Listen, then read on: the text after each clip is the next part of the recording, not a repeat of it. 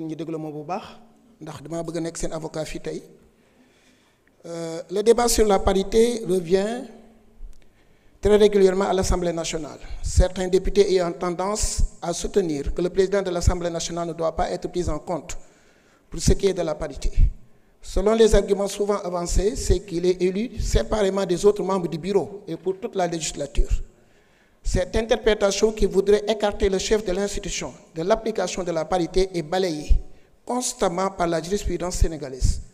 C'est le cas notamment en 2022 avec beaucoup de décisions rendues par les cours d'appel.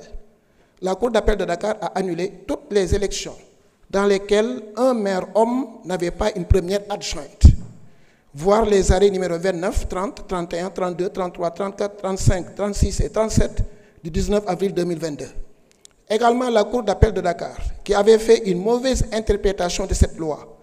en arguant que le maire étant élu au suffrage universel, n'était pas concerné par l'application de la parité. Cette Cour d'appel a vu son arrêt cassé et annulé par la Cour suprême du Sénégal. Cet arrêt, en effet, c'est l'arrêt numéro 47 du 27 octobre 2022,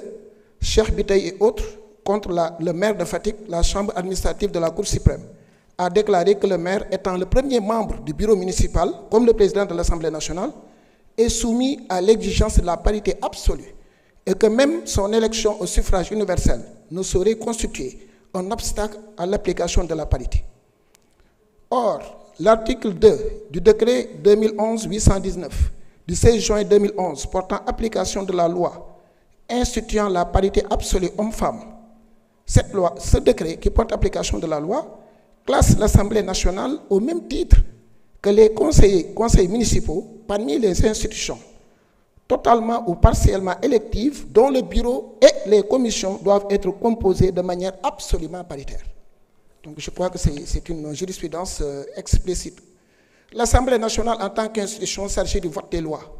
ne devrait continuer à appliquer en son sein des pratiques contraires à la législation qu'elle est censée elle-même produire. C'est pour tous ces motifs que les articles 16 et 17 de la proposition de loi organique portant règlement intérieur sont proposés à être amendés comme suit.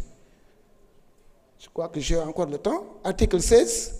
Les vice-présidents, les secrétaires élus et les questeurs sont élus au scrutin de liste pour chaque fonction respectant la parité homme-femme, conformément aux dispositions de la loi numéro 2010-11 du 28 mai 2010. Ce que j'ai introduit comme modification, j'ai mis chaque groupe parlementaire peut présenter une liste paritaire, commençant par un député du sexe opposé au président de l'Assemblée nationale nouvellement élu. Succinctement, ma wax ko ci wolof parité bi combat la boo xam ne bii du jeex mukk yéen jigéen ñi ngeen xam ne góor ñi duñ leen may dara lu ngeen am yéen a ko xeex ba téye ko jigéen ñu bari ñu toog fii tey ay jigéen ñoo xeex pour ngeen mën a toog en masse tey yem ak góor ñi donc am ngeen une dette par rapport à ce combat de la parité dañ ko war a continuer xeex di ko approfondir parce que góor la xam naa ne góor ñun ñuy def politique góor ñooy responsable yi chaque jour ils ont tendance à tout prendre donc je crois que loolu c'est important que ñun ñëpp ñu xam ko xam ngeen ko xam naa ko mais xam naa loyauté jigéen jëm ci chef de parti mooy indi yenn yi waaye loolu waru leen yóbbe nag ba li nga xam ne yoon moo leen ko may góor ñi dañoo war a am élégance jox leen ko bu ñu amul élégance jox leen ko ngeen taxaw jël ko donc je crois que loolu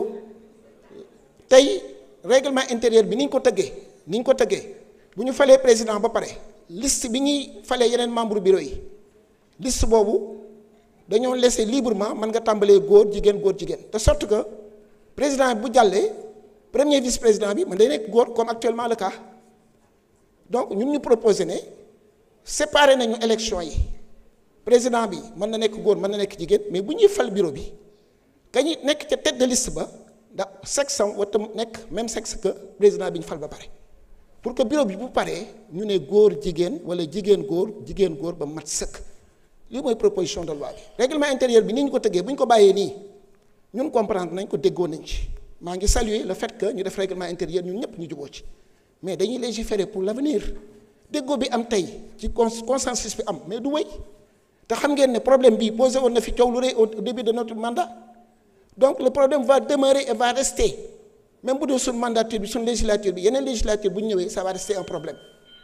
asalaamaaleykum. Jërëjëf. Merci beaucoup. Y a-t-il une opinion contre? Amadou Ba.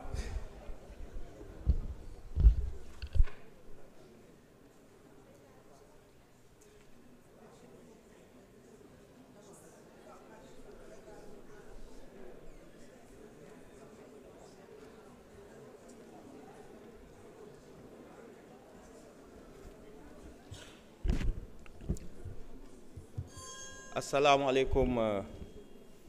chers collègues président ñu ngi lay nuyu di la ziar monsieur le ministre ñu ngi leen di baalu àq di leen ziar yéen ñëpp ci tabaski bi di rafetlu liggéey bu am solo bii nga xam ni tous les groupes parlementaires ak députés non inscrits yi liggéey nañ ko pour ñu am un règlement intérieur bu bees bu moderne boo xam ni dina tenir compte des droits de la minorité dina gën a protéger les députés notamment ci levée immunité parlementaire bi jox leen ay àq ak yelleef président Abdoulaye Tall wax na ko nga xam ni la présomption d'innocence dafa am solo et puis ñuy informer député yi ci li nga xam ni moom la ñuy reprocher seeni collègues ñu mën ko apprécier librement donc je pense que du ma ñëwaat ci innovation yu bëri yi nga xam ni de façon consensuelle le président Ayib ak madame la présidente Aïssata Tall ak Tafsir Thioye bi représenté non inscrits yi liggéey nañ ko ak les services de l'administration de l'Assemblée. Honorable Maguette Sène par rapport à la parité il faut savoir am na noo koy présenter dafa mel ni dañoo jóg pour jéem a laal parité wala di ko jéem a néewal doole affaire bi demeewul woon noonu parce que am na noo xam ni boo ko waxee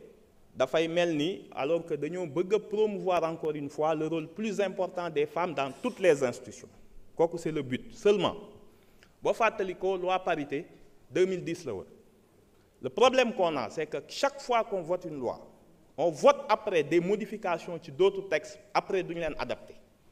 loi bi 2010 la woon yàgg na c'est par la suite la ñu décidé l'élection du maire au suffrage universel et on l'a pas adapté bu njëkk ba conseil municipal moo doon fal maire par la suite le maire est élu au suffrage universel avant le maire ici le président de l'Assemblée était élu pour 1 an léegi il est élu pour 5 ans mais modification yooyu dafa loi parité bu 2010 moo ko jiitu au lieu ñu adapté lii bi ñu koy voté ñu bàyyi ko noonu la Cour suprême bi nga tudd moom moo reconnaître nee na la loi sur la parité est mal écrite moom moo ko wax ci décision yi mu def léegi moom nee na il va se départir de la lettre mu jël l'esprit de la parité mu censurer beaucoup de conseils municipaux kooku c'est une application un peu libre de la Cour suprême bu dem di décider à côté de la lettre bu ne man je vais prendre l'esprit li ma bëgg a wax foofu mooy que ce soit pour les maires on a vu cour d'appel yi ni ñu ko appliqué ak Cour suprême décision politique bi ñu jël parce que le ministre boo ko waxoon mu ne pour la parité j'ai vu que les cours d'appel nee nañ maire bi bokkul ci décompte bi donc dañuy appliquer parité à partir du premier adjoint loolu la ministre bi wax parce que les cours d'appel majoritairement loolu lañ jëloon comme position monsieur le ministre ni y aura une uniformisation dinañ wax Cour suprême mu jël une décision de principe pour que ñuy appliquer affaire bi à partir du maire seulement c'est pas l'esprit de la loi bu ñu bëggee régler le problème pour adapter ko au changement intervenu postérieurement au vote de la loi il faut ñu changer la loi sur la parité ñu toogaat discuter ko pour adapter ko dimensionner ko France bi nga xam ni fa lañ ko jëlee les partis politiques sax dañ leen a jox liberté ñu bañ a appliquer parité di fay ay pénalités et tous les partis payent des pénalités parce que ils ont des difficultés à appliquer la parité donc il suffit pas ñu jéem a jaxase jigéen ñi ak législature bi la question elle est complexe je pense que c'est un problème de la loi plutôt qu'une volonté d'amenuiser le rôle des femmes nga gis ni ci administration ci ministères yi et aussi bien fii ci assemblée gis nañ le rôle des femmes ñëpp a ngi koy magnifier ñëpp a ngi koy encourager et on pense que même demain présidente assemblée nationale mën na nekk une femme merci. jërëjëf honorable Amadou Ba. Nous allons donner donc la parole au président de la commission, ensuite le rapporteur.